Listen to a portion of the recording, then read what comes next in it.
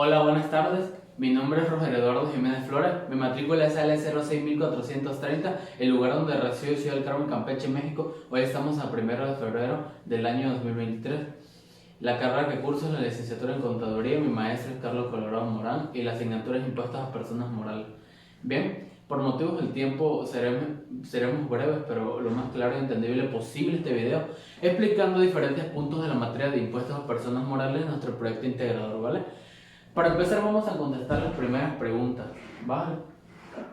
Bien, la primera pregunta dice, ¿por qué es importante elaborar un registro contable para una empresa? Muy bien, un registro contable es muy importante elaborarlo en una empresa, ya que se registran todas las entradas y las salidas de dinero que una empresa tiene a diario, todas nuestras compras y todos nuestros gastos, ¿vale? Y eso es muy importante tenerlo porque eso nos permite tener un control de cuánto es lo que vamos a pagar de impuestos, como el ISR, el JET o el IVA, ¿vale? Más adelante estaremos hablando de algunos de ellos. Muy bien, pero ahora, ¿qué nos permite realizar los registros contables? Muy bien, los registros contables nos permiten realizar los estados financieros como el balance general o el estado de resultados, ¿verdad? Ya que los registros contables son la raíz para poder realizar los estados financieros. Si no tenemos esta información de los registros contables, entonces no podemos realizar los estados financieros que nos van a ayudar en un futuro a la toma de decisiones y a ver si nuestra empresa es rentable en determinados momentos y posteriormente a hacer análisis financiero para determinar el rumbo de la empresa. Por eso los registros contables son muy importantes en una empresa. Muy bien, ahora voy con la siguiente pregunta. Dice, ¿en qué productos o servicios se aplica el IVA acreditable en una empresa? Bien, primero que nada tenemos que tomar en cuenta esto, que el IVA el IVA acreditable, el IVA, ¿vale? Hay que tomar en cuenta algo muy importante. Este es un impuesto indirecto, esto no es directo como el ISR que lo paga de los ingresos que nosotros obtenemos como empresa.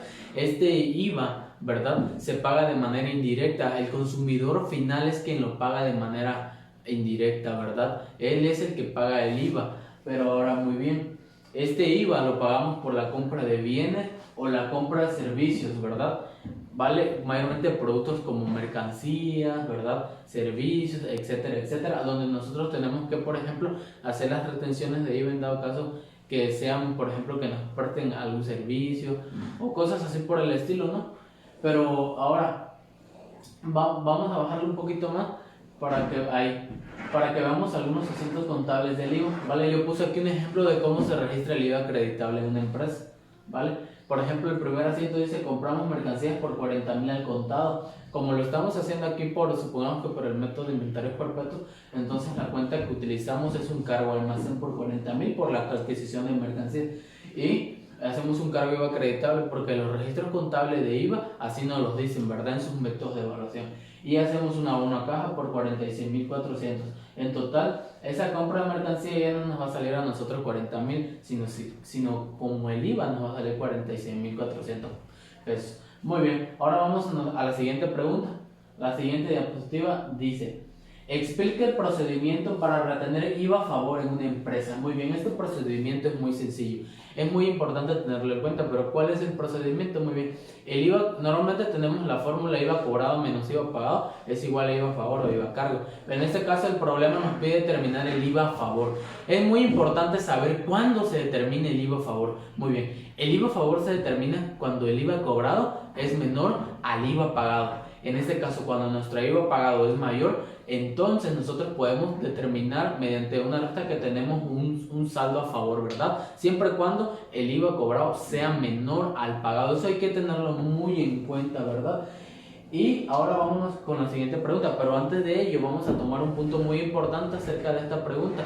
Como nosotros lo tenemos a favor, no lo podemos pagar porque está a favor, pero sí tenemos, en la declaración que hacemos de ISR, tenemos que poner esa cantidad de IVA que nosotros hemos tenido a favor en un determinado periodo, un periodo mensual. Eso normalmente es donde va la cantidad de IVA a favor, y esto lo hemos aprendido porque en las clases, cuando hacemos nosotros la declaración mensual de ISR, en uno de esos meses es donde tenemos que nosotros declarar esa cantidad de IVA, y en dado caso que hubiera sido lo contrario, que hubiera sido un IVA a cargo, pues ahí nosotros tendríamos que pagar ese IVA a cierta fecha determinada. Pero ahora muy bien, vámonos con la siguiente pregunta. Ahora sí, suponiendo que eres el dueño de una empresa, de un restaurante, ¿Cuáles serían los puntos principales a considerar para calcular el IVA? Esa es una pregunta muy capciosa. ¿Por qué? ¿Por qué hablamos de esto? Bueno, porque los restaurantes como tal en sí, la ley dice que cuando se ofrecen productos básicos, la tasa del IVA es del 0%, ¿vale? Es decir, no hay IVA, no se aplica IVA. Ahora, si el restaurante vendiera alimentos, por decirlo así, finos, entonces la tasa del IVA sí tendría que ser del 16% y el consumidor final es quien va a pagar esa tasa de IVA, ¿vale? Pero si el restaurante vendiera un producto básico, entonces no hay tasa de IVA. Eso tenemos que tomarlo en cuenta al momento de registrar un asiento contable de esta forma, ¿verdad? Porque si no hay IVA, entonces no registramos IVA. Pero si lo hubiera, sí lo registramos. Igual tenemos que tomar en cuenta algo muy importante. ¿Cuál es lo que tenemos que tomar en cuenta? Muy bien. En el 2019, el gobierno federal firmó un decreto en el caso de la frontera norte que establecía la reducción del IVA del 16% al 50%, es decir, allá solamente se paga el 8% de IVA, ¿vale? Entonces, ¿qué pasa? En el caso del sureste, la mayoría se mantiene al 16% la tasa de IVA, pero en el norte, mayormente en la frontera norte, el 8%, porque se hizo una reducción de acuerdo al decreto. Ahora, muy bien, al hacer nosotros nuestro registro contable, nosotros no podemos registrar el 16% de IVA en nuestra frontera norte. ¿Por qué? Porque de acuerdo al decreto tenemos por decirlo así, un incentivo, supongamos, que se reduce el 50% de la tasa total de IVA, es decir, solamente se paga el 8%. Entonces no podemos registrar ese 16% en la frontera norte porque la ley ya nos está diciendo otra cosa, que se registra solamente el 8%. Y así podemos determinar diferentes factores acerca del IVA, ¿verdad? Por ejemplo, algunos productos que no causan IVA, que no generan IVA, como en este caso las medicinas o lo que ya mencionamos, los alimentos básicos, ¿verdad? Los productos básicos. Igual no causa IVA todo lo que viene siendo algunas consultas, por ejemplo, del área del servicio de salud, la tasa de IVA es del 0%.